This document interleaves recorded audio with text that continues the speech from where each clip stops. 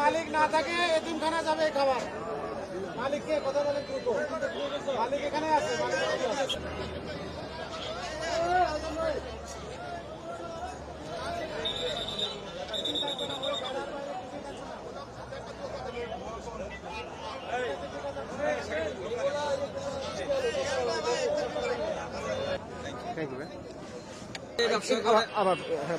এখানে রাস্তা ফুটপাত দখল করে ব্যবসা করতেছে কিছু অসাধু ব্যবসায়ীরা। এই ফুটপাত ব্যবসা করার জন্য রাস্তাঘাট আমরা যেতে পারি না, বাজার টাজার নিয়ে খুবই করুণ অবস্থা।